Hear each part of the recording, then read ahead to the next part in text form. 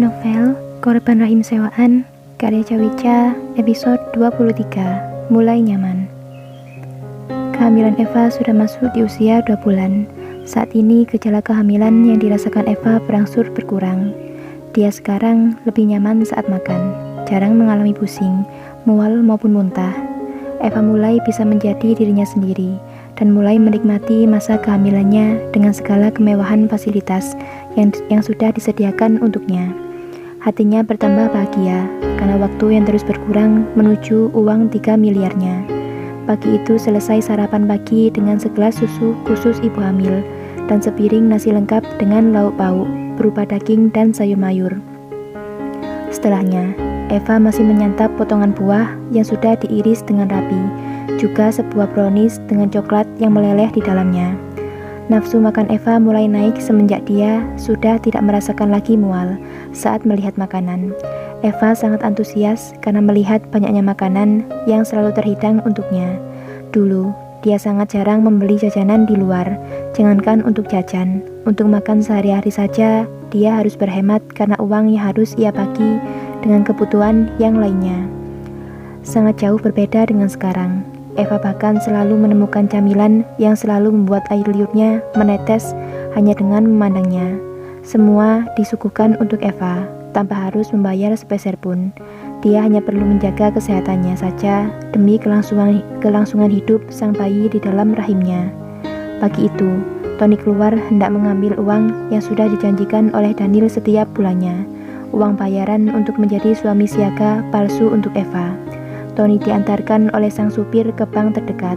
Ia ingin memberikan uang itu kepada panti asuhan yang sedari dulu merawatnya. Sebelumnya, Tony tak pernah memberikan apapun kepada panti asuhan itu. Semua hasil kerjanya ia gunakan untuk biaya hidupnya sendiri, yang terkadang saja masih kurang dan berhutang pada teman kosnya. Untuk kali ini, Tony berpikir ia mendapatkan gajinya setiap bulan dengan utuh. Segala kebutuhannya telah terpenuhi di dalam villa. Dia tak perlu membayar rumah sewa. Makanan selalu berlimpah, pakaian tersedia dengan segala model. Semua telah tercukupi tanpa harus mengeluarkan uang sedikit pun. Untuk itu, Tony berniat memberikan gajinya bulan ini ke panti asuhan dulu dia tinggal, untuk membantu mencukupi kebutuhan anak-anak di sana. Tony tahu sendiri bagaimana kehidupan anak di panti asuhan yang serba minim. Mereka hanya menunggu uluran tangan dari orang dermawan, hanya untuk sekedar membeli pakaian ataupun makan dengan layak. Dan Tony sudah menjalaninya bertahun-tahun. Terselip sebuah janji ketika ia mendapatkan uang 1 miliarnya. Nanti akan dia berikan sebagian ke panti asuhan yang telah merawatnya, agar hidup anak-anak di sana lebih layak. Sementara itu di villa, Eva sedang berjalan santai di area taman kecil di depan villanya. Dia memetik beberapa bunga dan bersenandung merdu di sana. Tiba-tiba sebuah suara yang lembut dan sangat dikenalnya terdengar dari arah belakang. Ternyata suaramu merdu juga, Eva. Eva segera menoleh ke arah sumber suara, dan dia mendapati Daniel sedang melangkah mendekatinya sambil tersenyum manis. Tuan Daniel, sapa Eva dengan terbata. Maaf ya, karena aku mengagetkanmu. Aku hanya ingin melihat kondisimu dan juga anakku, kata Daniel yang sudah berada tepat di depan Eva. Saya baik-baik saja, Tuan, dan juga dia anak Anda juga baik-baik saja, Eva berkata dengan limbung. Dia tengah bingung karena menatap wajah Daniel yang sangat dekat dengannya. Aroma parfum yang maskulin juga tercium dari tubuh Daniel, membuat hati Eva semakin berdesir. Hai, Papa kemari. Apa kau baik-baik saja di dalam sana, nak? Kata Daniel sambil membungkuk menghadapkan wajahnya ke perut Eva. Eva semakin berdiri kaku di sana, tidak berani bergerak karena Daniel mendekatkan wajah ke depan perutnya. Baiklah, semoga kau baik-baik saja di sana, dan Papa harap jangan menyusahkan Nona Eva ya, kata Daniel masih tersenyum manis. Apa keadaanmu baik-baik saja, Eva? Iya, Tuan, saya baik-baik saja. Sini, duduklah, kita bicara sebentar di sini. Setelah ini, aku akan berangkat melihat proyek baruku. Aku hanya ingin menyapa anakku. Entah kenapa, aku rindu dengannya, meski belum melihat wajahnya.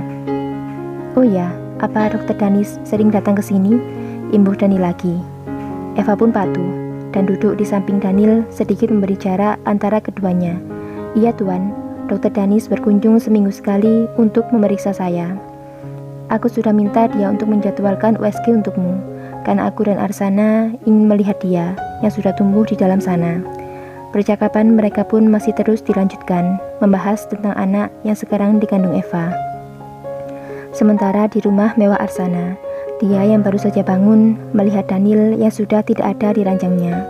Tangan Arsana meraba ranjang Daniel yang sudah dingin, menandakan dia sudah pergi dari tadi. Kemana dia pergi sepagi ini? Bahkan ini masih jam 7 pagi. Arsana bergumam dan berusaha mencari ponselnya. Arsana menghubungi asisten pribadi Daniel, menelponnya dan kembali berbaring di ranjang sambil memegangi ponsel di telinganya. Di mana Daniel? Tuan Daniel belum berkunjung, Nona. Apa? Dia sepertinya sudah pergi dari tadi. Tuan Daniel memberitahu bahwa Tuan akan datang ke sini, tapi beliau masih belum terlihat, Nona. Tanpa menjawab lagi, Arsana langsung mematikan panggilannya secara sepihak. Dengan segera, dia mengakses rekaman CCTV rumah pada ponselnya. Dan dari sana, Arsana mengetahui bahwa Daniel sudah pergi di jam 6 pagi, menggunakan mobilnya seorang diri. Arsana yang mempunyai rasa cemburu yang berlebihan, berpikir jika Daniel mungkin pergi menemui wanita lain tanpa sepengetahuannya, hingga dia pergi pagi-pagi sekali sebelum dia bangun. Arsana juga cukup heran. Pasalnya ini pertama kalinya Daniel menghilang sebelum dia terjaga. Biasanya Daniel akan menunggunya bangun sebelum dia berangkat bekerja. Arsana pun segera menelpon ponsel Daniel. Berkali-kali Arsana melakukan panggilan pada ponsel Daniel, tapi sama sekali tak ada jawaban darinya. Sebenarnya kemana dia pergi sepagi ini? Tumben sekali dia tak membawa Vincent bersamanya. Arsana dengan segera mengirim pesan pada Vincent. Cepat cari tahu keberadaan Daniel sekarang, lacak ponselnya. Belum tahu Daniel berada di mana, tapi Arsana sudah bangun dari ranjangnya dengan amarah yang membara, seakan mengetahui bahwa Daniel tengah bersama wanita lain. Selesai mandi, Arsana mendapatkan pesan dari Vincent tentang titik lokasi sekarang Daniel berada. Belum sempat dia melihatnya, tapi Daniel sudah menelponnya terlebih dahulu. Hai sayang, ada apa menelponku berkali-kali? Apa ada yang penting? Kau di mana sekarang? Kenapa pergi pagi-pagi sekali? Aku tak kemanapun, aku pergi ke proyek terbaruku yang baru akan dimulai. Aku kira kau pergi dengan wanita lain. Kenapa kau tak membawa Vincent bersamamu? Astaga sayang, aku tak mungkin melakukan itu. Tidak sayang, aku rasa masih terlalu pagi. Aku ingin mengeceknya sendiri. Daniel hanya beralasan, padahal dia ingin menyapa janin yang ada di perut Eva.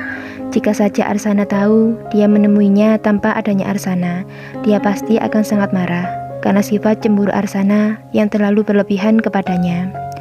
Daniel sempat berkali-kali minta pada Arsana untuk mengunjungi Eva di vilanya, tapi Arsana bersikap acuh dan tak menanggapinya. Akhirnya Daniel pun memutuskan untuk pergi sendiri ke sana tanpa Arsana. Sambil menelpon, Daniel melajukan mobilnya kencang untuk segera tiba di lokasi proyek barunya yang tak jauh dari Villa Eva. Maaf, aku sudah berpikiran buruk tentangmu. Bahkan aku menyuruh Vincent untuk melacak keberadaanmu. Hehe, jawab Arsana sambil tertawa ringan. Untung saja aku cepat pergi dari villa itu. Kalau tidak, bisa marah besar dia padaku, batin Daniel sambil mengelus dadanya sendiri. Bersambung.